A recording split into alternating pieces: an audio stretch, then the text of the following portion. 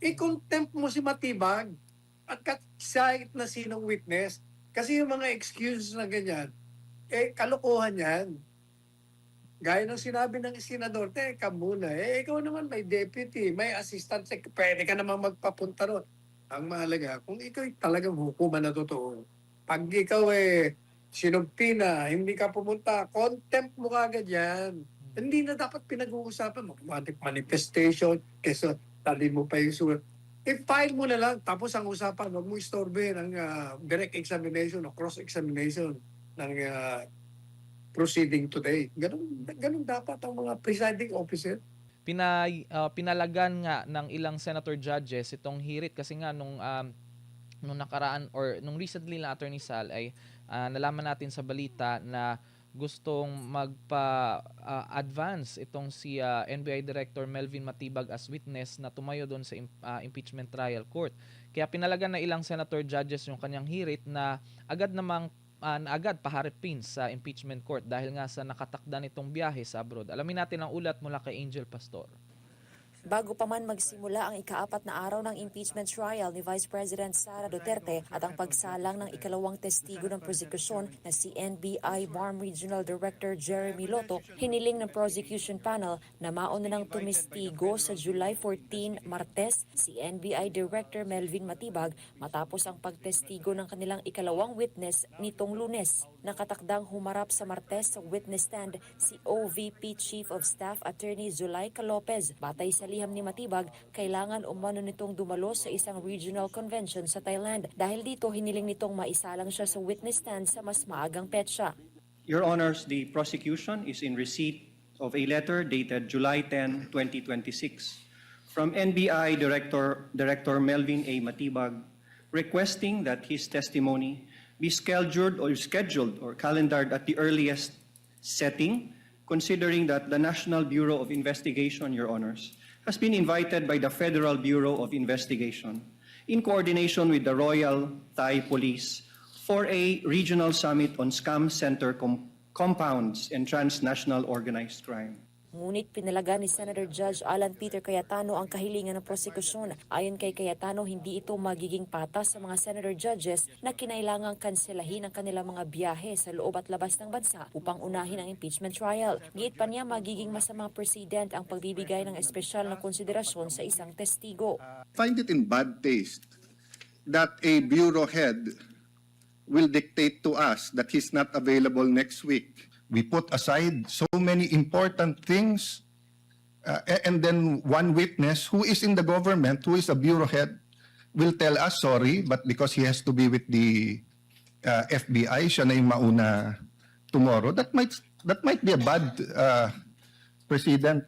Nilinaw naman ni Presiding Officer Cheese Escudero na wala pang inilalabas na sabina laban kay Matibag kaya hindi pa ito obligado na humarap sa impeachment court. Tutol din ang defense panel sa hiling ng prosekusyon. Ayon kay Attorney Mark Vinluan, labag ito sa rules ng impeachment court, particular sa 5-day witness rule. Maaari rin anyang maapektuhan ang karapatan ng depensa na makapaghanda para sa cross-examination ng mga testigo. We would have to oppose. It will be in violation, Your Honor, of the impeachment court's directive that was given last week, insofar as the identities of the witnesses and as well as the order of the presentation. Number 2, Your Honor, it will be, again, as mentioned by Senator Judge Cayetano, a violation of the 5-day notice rule. Sinang-ayunan din ni Senate President Sherwin Gatchalian na naging pahayag ni Senator Judge Cayetano. Ayon kay Gatchalian, ang biglaang pagbabago sa schedule ng mga testigo ay may epekto sa paghahanda ng bawat panig. Hindi rin anya ito makatarungan sa mga Senator Judges na ginugol ang kanilang weekend sa pagre-review ng mga dokumento, paghahanda para sa cross-examination at ang pag-aaral ng presentasyon ng mga testigo batay sa naunang itinakdang schedule. Sinusuportahan ko po yung statement ni Senator Judge Alan Cayetano dahil hindi lang naman po yung counsels ng prosecution at defense na naghahanda, pati mo mga senator judges naghahanda rin. Kaya napakahirap naman po na naghahanda ho tayo pero biglang may mga ganitong suppression na hindi ho natin paghahandaan at hindi naman ho yan magiging maayos at patas para po sa ating mga senator judges. Samantala, hiniling ng defense panel na mabigyan sila ng kopya ng imbitasyon ni Matibag sa nasabing forum upang mapatunayan ang dahilan ng kahilingan nito. Inatasan din ni Presiding Officer Escudero ang House Prosecution Panel na isumite sa impeachment court ang liham at iba pang kaugnay na dokumentong ipinadala ni Matibag. Pasado 8:00 ng gabi natapos ang Day 4 ng impeachment trial at bago mag-adjourn, iminungkahi ni Senate President Sherwin Gatchalian na ipatawag si NBI Director Matibag sa susunod na Lunes 2:00 ng hapon para tumestigo. At kung hindi matapos sa araw na iyon ang cross-examination, sabi ni Gatchalian, pwede naman siyang ipatawag ulit pagkatapos ng kanyang official travel sa Thailand. Para sa Diyos at Pilipinas, Kumahal Angel Pastor, SMNI News. Ayan, Attorney Sal. Ano po masasabi niyo doon sa isyong yan, Attorney Sal, na kung halimbawa ay pinayagan nga ng Senate Impeachment Court yung pagpresenta ni NBI Director Melvin Matibag na maaga siya na maging witness. Ano po ang implication nito, Attorney? O ayan, tingnan mo yan. Yan ang isa pang reason kung bakit nadidelay.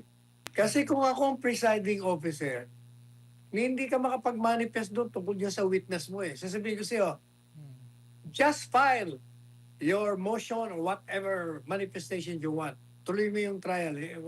Huwag nyo kami istorbin sa problema nyo sa pag-present ng testigo nyo. May rules tayo, sundin nyo. Ganun lang kasimple yun eh. Pag hindi siya dumating, i-contempt siya. Tapos ang usapan, wala. Ang haba ng katakot-takot ng mga discussion ng walang kasaysay. Saysay. Yan ang problema. Pareho hindi marunong eh.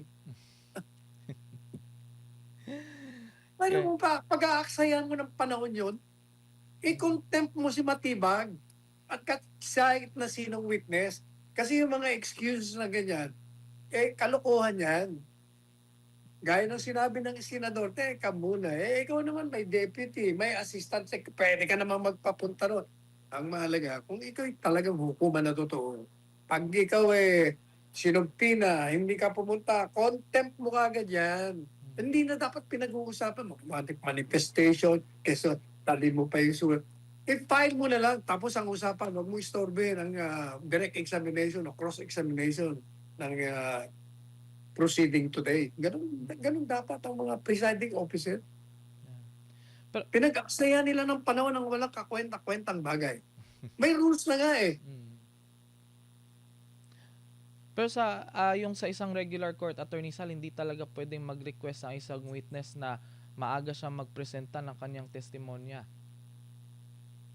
Basta, nakalagay sa rules, kung magpipresenta ka, na wala doon sa napag-usapan nyo, bigyan mo ng notice. Kaya, madali sabi, hindi na dapat pinag-uusapan yan. Merong pre-trial, ilagay mo doon, sino mga testigo mo. Tapos, schedule naman ng court. Ito, ganito, ng araw, para sa inyo ito, presenta niyo yan. Pag hindi kayo nagpresenta, wala na yan. Kalimutan niyo na. Ganun dapat katatag ang isang presiding officer. Kung marunong ka talaga, matatapos siya ng madalian nang hindi mo nilalabag ang karapatan. Ang nangyayari, nilalabag niyo yung pasensya ng taong bayan yung mga nanonood. Nabubuisit sa inyo eh. Yan na, Attorney Sal, kasi nga kahit sa social media, napapansin mo kung halimbawa yung sa pagpresenta pala ng mga witnesses yung iba nga ayaw na makinig. Nakikinig lang sila kapag meron ng parang mainit na pag-uusap or discussion in between for example, yung cross-examination, Attorney Sal. Yung duration ng impeachment is napakahaba. So nagmungkahi si Senator Panfilo Lacson ng mga paraan upang mapabilis daw yung impeachment trial ni Vice President Sara Duterte, kabilang nga ang pagpapahintulot na manatili sa Senado yung mga testigong nakatakdang humarap sa loob ng 1 linggo upang maiwasan yung pagkaantala ng pagdinig. Aniya, makatutulong daw ito upang mapabilis ang proseso habang napapanatili ang due process. Samantala, sinabi rin ni Presiding Officer, Senator Francis Escudero, na hindi na daw hinangad yung pagiging presiding officer na impeachment court at tinanggap lamang niya yung tungkulin bilang bahagi ng kanyang responsibilidad bilang senador. Yung sa part po na paikliin po yung duration ng impeachment, Attorney Sal, ano pong masasabi niyo dito? Nako. Okay. Ano namang kinalaman dyan sa mga testigong patitirahan mo dyan para mabilis? Kahit saan nakatirahan, hindi bibilis ang proceeding. Alam niyo po ba kung bakit napakabagal? Sasabihin ko sa inyo, alam niyo kahapon, buti hindi ako sinusunod ng camera.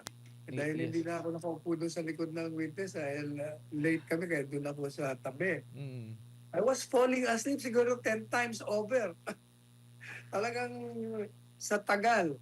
Alam niyo ba kung bakit matagal? Ito, napapansin niyo ba yung abogado ng prosecution? Palibasa kasi, this is his first time to shoot at prominence. Pagkakataon na ito. Kaya, kung titingnan niyo ang direct examination niya, yung pwede niyang gawin sa 1 oras, ginagawa niyang 3 oras. 4. Bakit kanya? Ito Bibigyan ko kayo ng example.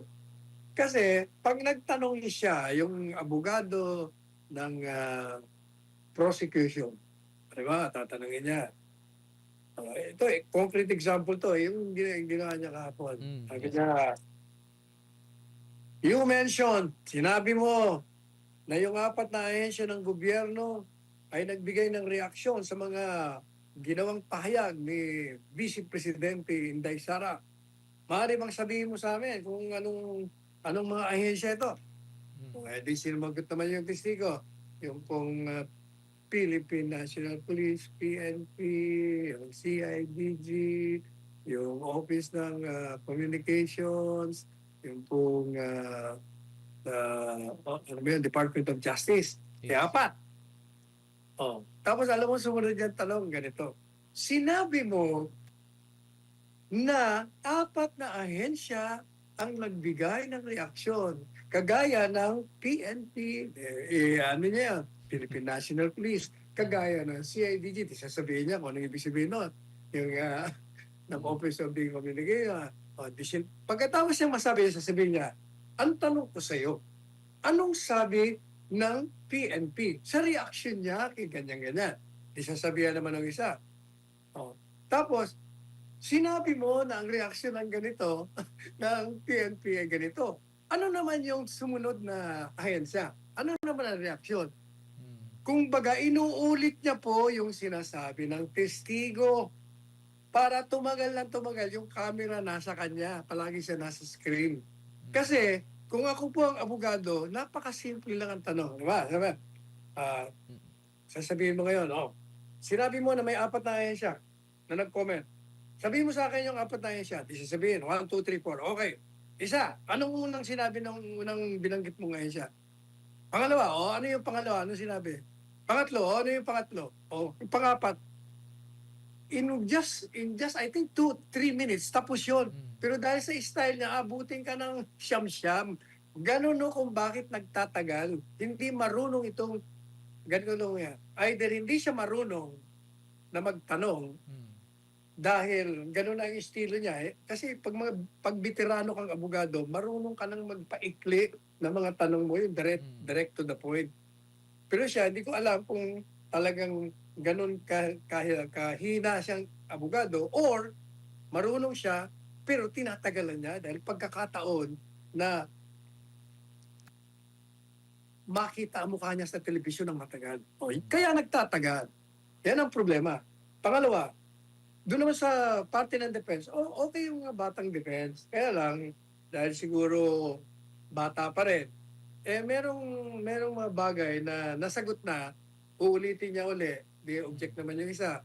Kaya nagtatagal. Madalit sabi, pwedeng i-smooth yan kung number 1.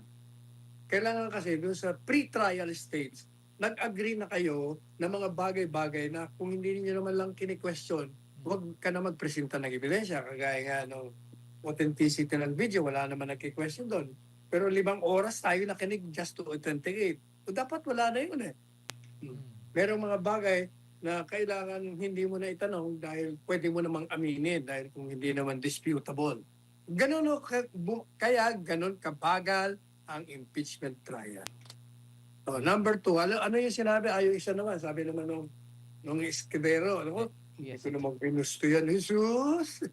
Kaya ka nga nandyan Kaya ka pumayag kasi nga may problema ka Naakusahan ka na kung ano-anong anomalya. At tatanggalin ka rin dyan, kukulong ka rin, Kung hindi ka, mag-cooperate. Yan ang katotohanan dyan. Kayo naman, pinagbububulan nyo pa kami. Ayan nga. Sa tingin niyo rin po ba, Attorney Sal, isa rin yung pagiging presiding officer niya sa delay? Or kasi binibigyan niya, parang ang nangyayari since nung last week pa ay puro siya, yung parang binibigyan niya ng leeway yung mga, lalo na yung mga prosecutor na magsalita. Kasama yon, hindi ba sinasabi ko sa kanya, hindi ba sinasabi na nga natin, sa halip na patigilin niya, pakinggan ko muna, saka ako magre-ruling. Sus, Mariosep. Palagi siyang ganun eh. Pag nag-object, patapusin mo natin, patapusin mo na. Hindi rin nga marunong eh. Kaya talaga abutin tayo ng siyam-siyam.